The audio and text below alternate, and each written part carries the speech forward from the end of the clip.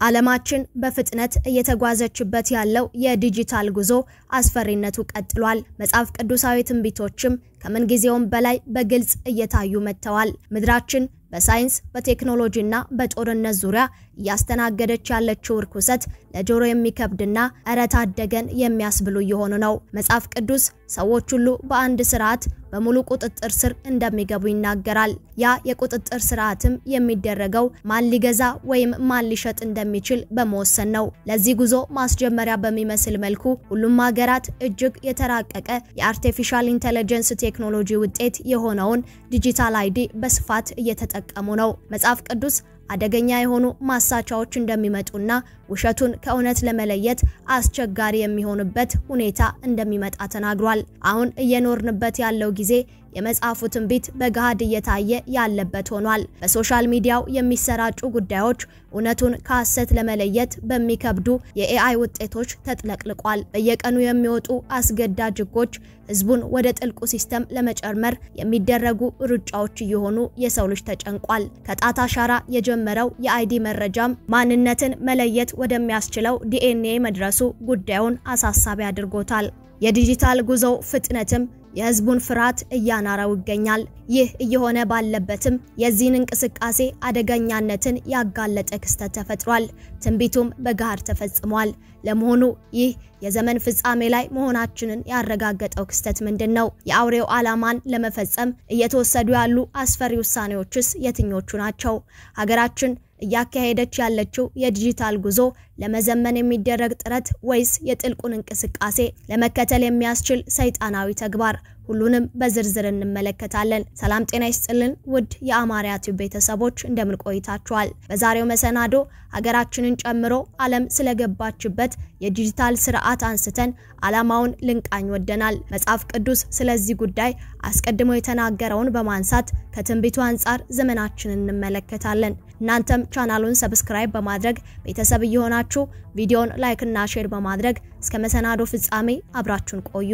የዲጂታል ሲስተም ስርዓት ህዝብ ቀስ በቀስ እንዲላመደው የተደረገ አደገኛ የአሰራር ሂደት መሆኑ አይካድም።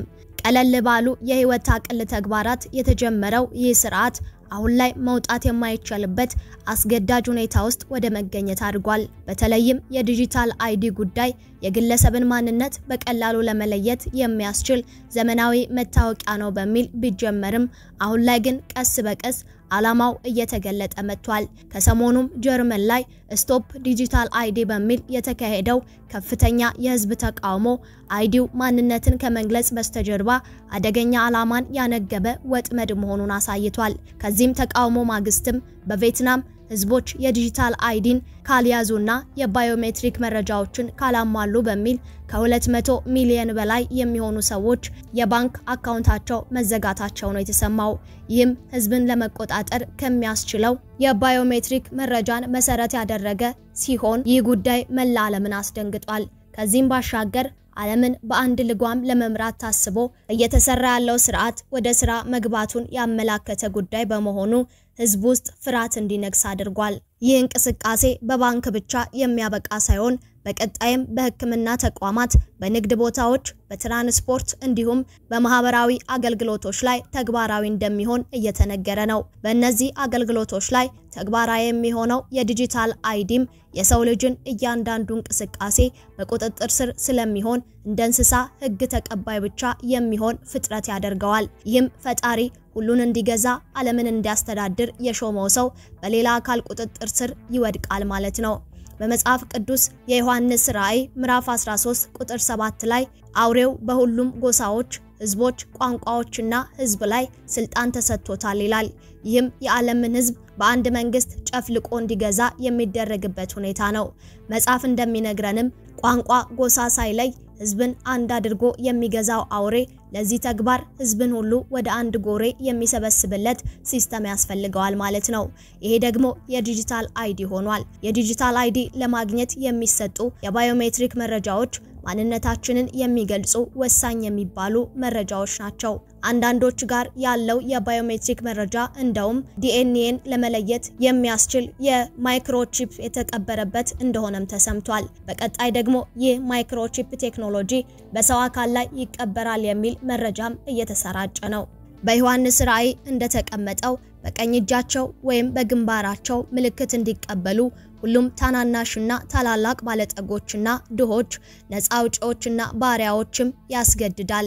ያ ምልክት ወይም የስሙ ቁጥር ያለው ሰው እንጂ ማንም መግዛት መሸጥ እንዳይችል እዚህ ጥበብ አለ። ግንዛቤ ያለው የአውሬውን ቁጥር ይቁጠር፣ የሰው ቁጥር ነውና ቁጥሩም 666 ነው በሚል ስለሚሆነው ሁሉ አስቀድሞ ተናግሯል። ይህ ትንቢት በክርስቲያኖች ዘንድ የታወቀ በመሆኑ ዘመናችን ላይ እየተከናወነ ያለውን ተግባር የዚህ ትንቢት መፈጸሚያ ነውና ጭንቀት ፈጥሯል። በርካታ መፈታት ያለባቸው ችግሮች በሞላባት ምድር ዕለት ዕለት በዚህ ልክ እየተጠበቡና እያዘመኑት ያለው የዲጂታል ጉዞ ሰውን በአንድ ቋት ጠርንፎ ለአውሬው ለማስገዛት ካልሆነ ሌላ ዓላማ እንደሌለው ግልጽ ነው። በሀገራችን ከጊዜ ወደ ጊዜ ተግባራዊ እየተደረጉ ያሉ ህጎች ይህንን የሚያመላክቱ ናቸው። የዲጂታል አይዲ ያልያዘ ሰው የባንክ አገልግሎት ማግኘት እንደማይችል በመንገር የተጀመረው ሂደት በሂደትም የአውሬውን ምልክት ያልያዘ ሰው ምንም አይነት አገልግሎት እንደማያገኝ ወደ ማድረግ እንደሚያድግ ይጠበቃል። በቪየትናም የተከሰተው ጉዳይ ለዚህ ማሳያ የሚሆን ነው። በሀገሪቷ ውስጥ ከፍተኛ ቁጥር ያለው ዜጋ የባንክ አካውንት ተዘግቷል። ይህም ዜጎች ያለ ባዮሜትሪክ አይዲ የባንክ አገልግሎት መጠቀም እንዳይችሉ በወጣው ህግና መመሪያ መሰረት የተወሰነ ጉዳይ መሆኑም ተሰምቷል። መረጃውም ከተሰማ አንስቶ በሌሎች ሀገራት ተመሳሳይ የእገዳ ህጎች እንደሚጣሉ መጠባበቅ ተጀምሯል። ከጥሬ ገንዘብ የጸዳ የግብይት ስርዓትን መዘርጋት ዋና ተግባራቸው ያደረጉት የሰዎችን የመግዛትና የመሸጥ ሂደት በቁጥጥር ስር ለማስገባት ሲሆን ይህን ለመከወን ደግሞ የግዴታ የባዮሜትሪክ መረጃዎችን ማሟላት እንደሚያስፈልግ ይጠቆማል። ይህም ተግባር አምላክ ለሰው ልጅ የሰጠውን የነጻ ፍቃድ ምርጫን በመንጠቅ በእነርሱ ቁጥጥር ስር እንዲገባ የሚያደርግ ስራ ነው። የሰው ልጅ ደግሞ ከፈጣሪው የተቸረውና የፈጠረው አምላክ እንኳን ጣልቃ የማይገባበት ነጻ ፍቃድ የመምረጥ እድል ከተነፈገው እንደ እንስሳ ሂድ ሲሉት የሚሄድ አድርግ ሲሉት የሚከውን ፍጥረት ነው የሚሆነው። በመሆኑም በዚህ ሰዓት ለጥልቁ ስርዓት አልገዛም የሚልበት ኃይልን በመንጠቅ የሐሳባቸው መፈጸሚያ የሚያደርጉበት ሁኔታ ነው ያለው። በመጽሐፍ የተቀመጠ ትንቢት ሳይፈጸም ባይቀርም ነገር ግን የአውሬው ጉልበት እንዲደክምና ከዚህም አስጨናቂ ስርዓት ነፃ እንዲያወጣን መጸለይ ይገባል። ዘመናዊ ስርዓት ነው የሚለውን ጭምብል በመግለጥ ሰይጣናዊ ስርዓት መሆኑን መንገር ተገቢ ነው። ህይወትን የሚያቀል አሰራር ሳይሆን ህይወትን ለአውሬው አሰራር የመገበር ሂደት እንደሆነ መገንዘብ አስፈላጊ ነው። ካልሆነ በጸጋ የምንቀበለው ጉዳይ ወደ መሆን እናመራለን። ነገር ግን አምላክ ኃይል እንዲሰጠን ወደ እርሱ በመጮህ በጸሎት መትጋት አስፈላጊ ነው። እንደ ክርስቲያን ህግ ከሆነ ህግ ነው ብለን ከመከወን በዘለለ በአውሬው መንፈስ እንዳንወሰድ አምላክን በጸሎት መለመን በእንባ መጠየቅ ተገቢ ነው። ዓለም ለጥፋታችን ስትደግስ እኛ ደግሞ ለመዳናችን መጮህና ማልቀስ ያስፈልጋል። ለዚህ ደግሞ ማወቅ ይቀድማልና ስለ ነገሮች ለማወቅ መጣር ዕውቀታችንን ለፍርሃት ሳይሆን ወደ አምላክ ለማንጋጠጥ ወደ አምላክ ለመመለስ መነሻ እናድርገው። አምላክ የምሕረት ፊቱን እንዲመልስልንም ምልክት ይሁነን እያልን የዛሬውን መሰናዶ አበቃን። አብራችሁን ስለቆያችሁ ከልብ እናመሰግናለን። ዳግም በሌሎች ወቅታዊ መሰናዶዎች እስክንገናኝ በያላችሁበት ቸር ቆዩልን።